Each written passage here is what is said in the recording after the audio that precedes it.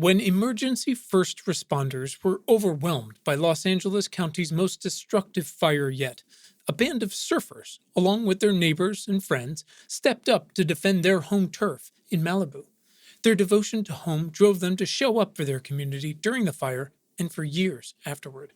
And now, a model they call the Community Brigade program could change everything, leading to more lives and more homes saved during the increasing wildfires across not just California, but the world.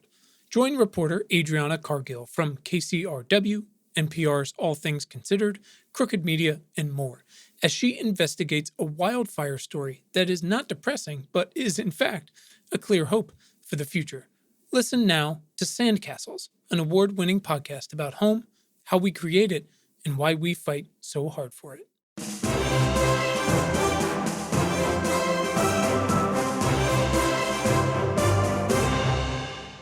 This week, can little old you really make a difference? Hell yes, you can. And later, the news, cheaper insulin, cleaner camping gear, a new sustainable lidless coffee cup, and BetterHelp gets a data reckoning. But first, I'm Quinn Emmett, and this is Important Not Important, science for people who give a shit. The newsletter features the most important science news, how to think about it, and what the hell you can do about it. Hit subscribe right now to get this newsletter and my conversations with the world's smartest people every single week. You can find the email version and links to everything at importantnotimportant.com/newsletter or in your show notes. It's March 3rd, 2023. Here's your weekly action steps, or what we can do. Number 1, help your local farmers sell online, not just at farmers markets, with Grown By. Number 2, help people worldwide get clean, safe, accessible drinking water with Charity Water. Number 3, support Dr. Ayanna Elizabeth Johnson's Urban Ocean Lab as they write the future of ocean policy. And number 4, stay ahead of water news with the award-winning Circle of Blue nonprofit newsroom. And now, today's big question. What the hell you can do? Even the smallest person can change the course of the future. Many words and gallons of figurative blood have been spilled in the long war over how to most effectively take on the world's biggest problems and opportunities. The lines, or how you can help, are often and obnoxiously drawn between the factions of individual actions and systemic change. The gatekeepers of each side often spend as much energy telling newcomers how they're doing it wrong as they do fighting the good fight. But it's important to have a little empathy and understand why these captains of progress are forced to clarify our most prudent way forward again and again. You see, the forces aligned against them and us have sought since the 1950s to confuse you, to misinform you, to create chaos among the ranks of the well-intentioned, to make this your fault. And the onslaught of greenwashing and environmental original sin continues to this day. This, clearly, is a moment when we need all hands on deck. Every gender, every race, every dollar, every effort.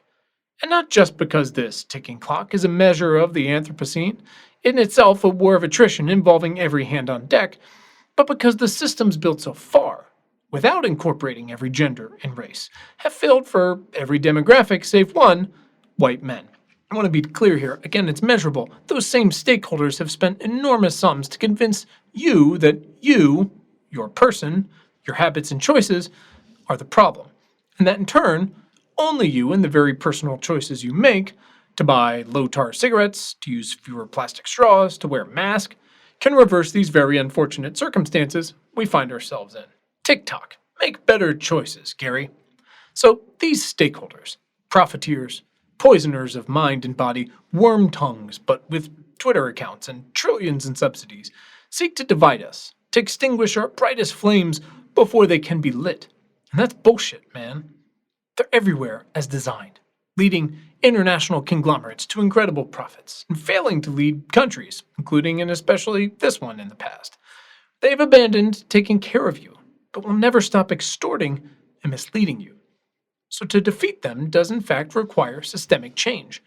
That is the nature of being alive after our ancestors fought for so much progress. Being alive as the clock is almost up, but at the same time when so much opportunity lies before us. Incrementalism so fewer plastic straws over time, which is great, also ignores how far we've come. Objectively, historically, this world is incredible. Best time to be alive. But it also ignores that so much damage is already done. And it also ignores that things can be so much radically better for everyone this time. Incrementalism ignores what we're capable of. Turning back those who come to our efforts asking, how can I help, is how we lose, man. It's how we fail to enact systemic change. They can take away our air and our water, but they can never take away the power each of us has to decide how we react to such outright thefts. How we each choose to react is born of our own perspectives and our own skills. I mean, Frodo didn't take to Mordor because he thought it'd be fun or an adventure. He was an undersized orphan, an only child, and the only place he was ever going to call home was inevitably going to be destroyed. He was super reluctant to take up the cause, but he also knew, man, he didn't have a choice. He was also never alone, as a fellowship of like-minded allies and warriors quickly formed by his side, the steadfast gathering of very different creatures with very different skills, willing to throw away traditions and some serious grievances because the time was now or never. If nothing else, Frodo's was a tale of how much we can inspire each other to take up the fight. As my hero, Rihanna Gunn Wright, wrote in 2020, forever ago, we are still terribly, dangerously alive. And any moment that you're alive is a moment to fight back against the people, institutions, and ideologies, the systems that prefer death over justice. As my other hero, Dr. Leah Stokes, said, you can make your life into a living act of resistance, make your life into art. But you don't have to do all this. And you certainly don't have to do it all and do it all alone. Your individual actions won't manifest in a vacuum, not now with everything on the line. You can use your privilege and put your body in the streets with thousands of others. You can put your body in between your ancestral lands in a pipeline. You can run for office to represent hundreds or millions. You can become a sustainable material scientist and create a lab with 6 other cool scientists to build new straws. Straws that don't destroy ecosystems, but that also don't become tissue in cold brew. Please. You can become a teacher or a nurse. You can string simple words together into something none of us has ever read before. You can use your expertise spinning up restaurants to become a new leader in food-based disaster relief for millions. You can build drones that fight wildfires. Still don't understand that one. You can pick up trash every day for hundreds of days in a row to lay bare the choices of others who just walk the same paths. You can use your art to iconize a movement. How many young Americans sat on the floor of Nancy Pelosi's office 5 years ago? 150 people? There's somehow oil companies with 150 senior vice presidents. It's crazy. But 150 members of Generation Z, who are now adults, doesn't a revolution make? Or does it? Because just over 700 days later, our otherwise centrist and president-elect promised to dismantle fossil fuels forever, because thousands more young people watched those original 150, and together they refused to stop knocking on his door. And now, there's no IRA, or IRA as I call them, without that sit-in, no matter what Matthew Iglesias tells you. The choices you make, how you choose to join the fight on a daily basis, these choices to be you, to use what you've got, these actions repeated over time become a pattern, become a habit. They become a part of who you are.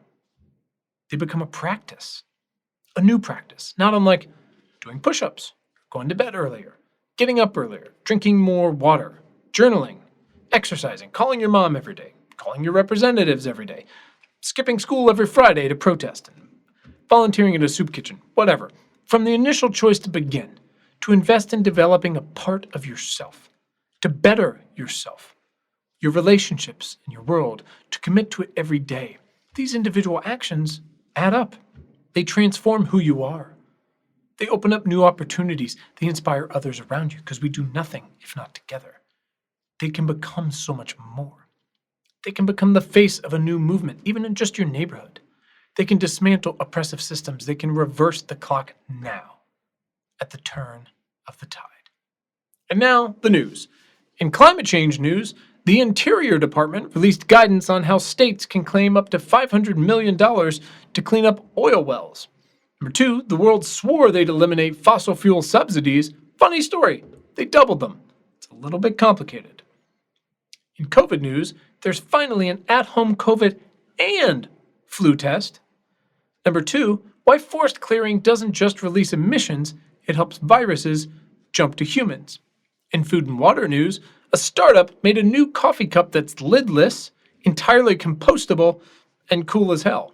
Number 2, the Mediterranean diet is 1, delicious, and 2, may improve a person's response to immunotherapy. In health and bio news, REI has committed to stop selling products with forever chemicals, which is awesome for my camping shtick. Eli Lilly will cut insulin prices to $35 and should still be regulated.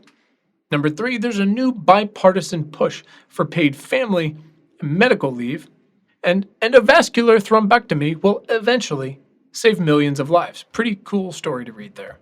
And in computer news, the FTC will ban BetterHelp from sharing mental health data for ad targeting, which sounds pretty fucking obvious to me. Number 2, instead of legislative bodies with experts, judges are making consequential tech policy, and again, we are not prepared for this stuff. That's it for this week. Hit subscribe to get your next week's issue straight to your feed. To go deeper, visit importantnotimportant.com/newsletter. Thank you for being a part of our community, and thanks for giving a shit. Have a great weekend.